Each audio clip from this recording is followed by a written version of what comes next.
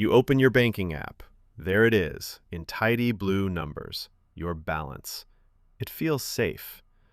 But the real answer is far stranger. That number is quietly shrinking every single day, and almost nobody who is actually wealthy lets it sit there for long. Here is the reframe. A bank account was never designed to build wealth. It was designed to hold cash until you need it. The economist Irving spent decades studying what he called the money illusion, the tendency of people to judge their wealth by the number on the page instead of what that number can actually buy.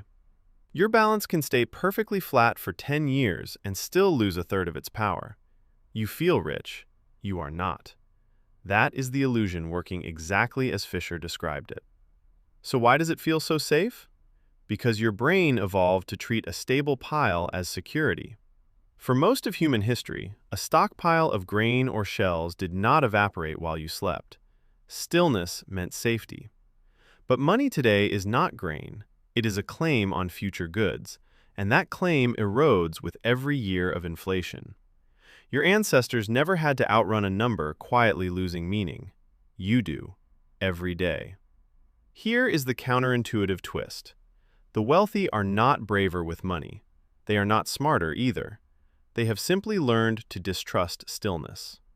Nobel laureate Richard Thaler spent his career mapping something called mental accounting, the habit of treating money differently depending on which mental bucket it sits in. Cash in a checking account gets labeled safe and untouchable. Money in an index fund gets labeled risky and active. But Thaler's research showed this labeling has almost nothing to do with actual risk. It is a story your mind tells you, and that story keeps millions of people parked in an account that guarantees a slow loss. Consider what happens when you actually track it. Researcher Thomas J. Stanley spent years studying self-made millionaires for his work on how ordinary people build extraordinary wealth.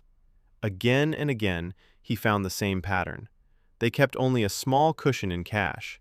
The rest moved into property, into ownership of businesses, into shares of companies that grow while they sleep. Not because they were gamblers, because they understood something you were never taught in school. Cash that does not move is already losing. Why does no one teach this? Because stillness feels like discipline. Spending feels reckless. Saving feels virtuous. And a full bank balance feels like proof you did everything right. Nobody stands in front of a mirror admiring their restraint while their money quietly buys less bread than it did last year. The loss is invisible.